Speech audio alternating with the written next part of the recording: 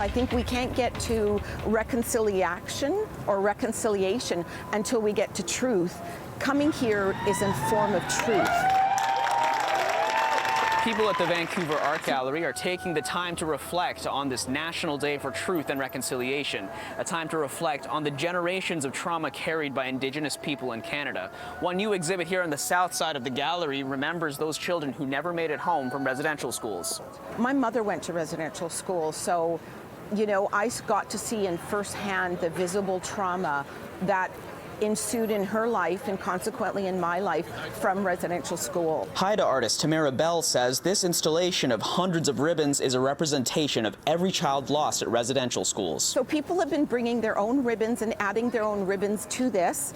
It's a way to honor the children. It's also a way of making a statement, because reconciliation is not just a thought, it's an action. So every action, however small or large, is still an action towards cooperation, understanding, and unity. The other thing that people can add to that is I have a Truth and Reconciliation basket here, and the basket over here was made with Truth and Reconciliation testimonies and some of the recommendations and some of the literature from there, and it's interwoven into the basket, and people can put their thoughts, their ideas, their concepts around reconciliation and around truth. I have a sign with two different things on it.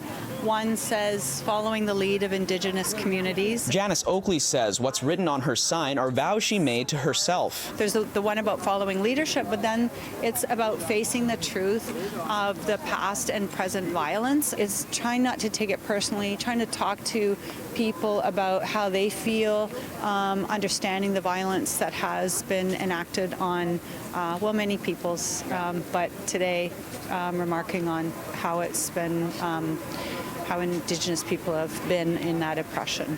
This is the vigil for the children. The residentials, the ones that didn't make it. Desiree Simeon is one of 10 volunteers watching the art gallery displays day and night. The vigil of shoes and stuffed animals have been in place since May. That's when the remains of 215 children were discovered at the Kamloops Residential School and awakened the country to the tragedies Indigenous people have known about all along. I believe the babies woke them up. I believe the discoveries of the babies woke up the world. So this is just the beginning of literally truth and reconciliation. And we can thank the babies for that. In Vancouver, Kier Junos, City News.